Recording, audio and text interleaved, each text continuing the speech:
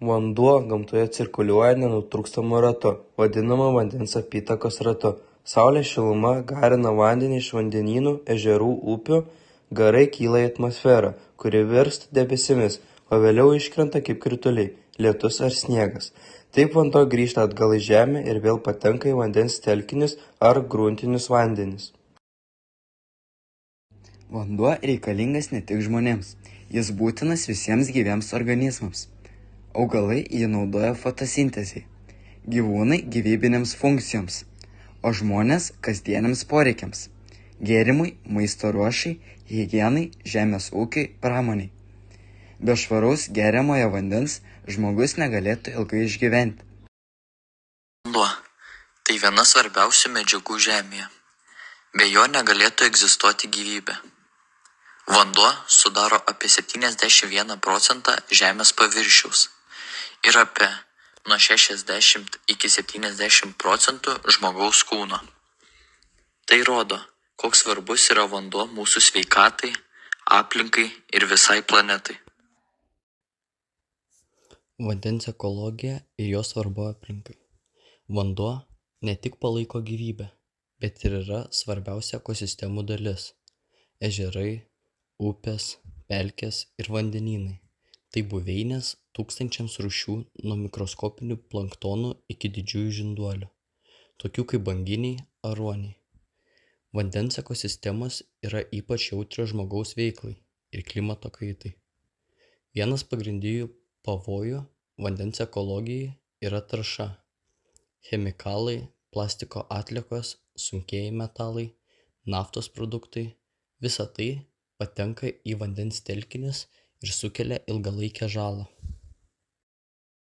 Taršos poveikis pasireiškia įvairiais būdais. Mažėja deguonies kiekis vandenyje, nyksta augalija ir gyvūnija, didėja eutrofikacija, per didelis maistinių medžiagų kiekis, skatinantis dumblių augimą ir uždusinanti kitus organizmus. Vandens buveinių nykimas yra dar viena rimta problema. Sausinant pelkes, tiesinant upės ar statant užtvankas, sunaikinamas natūralios ekosistemos. Tai kenkia biologiniai įvairovei ir trikdo natūralius gyvybinius ciklus, tokius kaip žuvų migracija ar paukščių perėjimas. Klimato kaita taip pat turi didžiulę įtaką.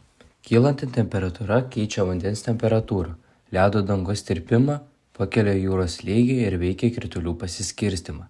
Šie pokyčiai gali sutrikdyti ištisas ekosistemas ir net paveikti žmonių prieigą prie švaraus vandens. Ekologinis vandens tausojimas reikalauja atsakingo elgesio, tiek individualiai, tiek visuomeniniu mastu. Svarbu sumažinti taršą, naudoti mažiau chemikalų, rinktis ekologiškus produktus, tvarkyti nuotekas ir atkurti pažeistas buveines. Saugodami vandenį mes saugome visą gyvąją gamtą.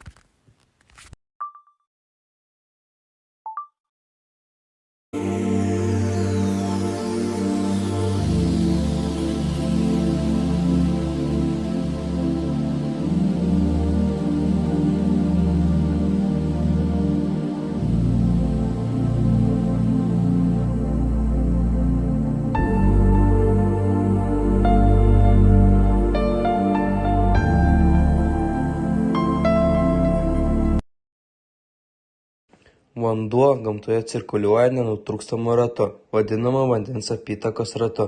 Saulės šiluma garina vandenį iš vandenynų, ežerų, upių, garai kyla į atmosferą, kuri virsta debesimis, o vėliau iškrenta kaip krituliai, lietus ar sniegas. Taip vanduo grįžta atgal į žemę ir vėl patenka į vandens telkinius ar gruntinius vandenis. Vanduo reikalingas ne tik žmonėms, jis būtinas visiems gyviems organizmams. Augalai jį naudoja fotosintezei, gyvūnai gyvybinėms funkcijoms, o žmonės kasdieniams poreikiams – gėrimui, maisto ruošai, higienai, žemės ūkiui, pramoniai. Be švaraus geriamojo vandens žmogus negalėtų ilgai išgyventi. Vanduo – tai viena svarbiausių medžiagų žemėje. Be jo negalėtų egzistuoti gyvybė. Vanduo sudaro apie 71% žemės paviršiaus ir apie nuo 60 iki 70% žmogaus kūno. Tai rodo, koks svarbus yra vanduo mūsų sveikatai, aplinkai ir visai planetai. Vandens ekologija ir jo svarba aplinkai. Vanduo ne tik palaiko gyvybę, bet ir yra svarbiausia ekosistemų dalis. Ežerai, upės, pelkės ir vandenynai. Tai buveinės tūkstančiams rūšių nuo mikroskopinių planktonų iki didžiųjų žinduolių, tokių kaip banginiai ar ruoniai. Vandens ekosistemos yra ypač jautrios žmogaus veiklai ir klimato kaitai. Vienas pagrindinių pavojų vandens ekologijai yra tarša. Chemikalai, plastiko atliekos, sunkieji metalai, naftos produktai – visa tai patenka į vandens telkinius ir sukelia ilgalaikę žalą. Taršos poveikis pasireiškia įvairiais būdais. Mažėja deguonies kiekis vandenyje, nyksta augalija ir gyvūnija, didėja eutrofikacija, per didelis maistinių medžiagų kiekis, skatinantis dumblių augimą ir uždusinanti kitus organizmus. Vandens buveinių nykimas yra dar viena rimta problema. Sausinant pelkes, tiesinant upės ar statant užtvankas, sunaikinamas natūralios ekosistemos. Tai kenkia biologiniai įvairovei ir trikdo natūralius gyvybinius ciklus, tokius kaip žuvų migracija ar paukščių perėjimas. Klimato kaita taip pat turi didžiulę įtaką. Kylanti temperatūra keičia vandens temperatūrą, ledo dangos tirpimą, pakelia jūros lygį ir veikia kritulių pasiskirstimą. Šie pokyčiai gali sutrikdyti ištisas ekosistemas ir net paveikti žmonių prieigą prie švaraus vandens.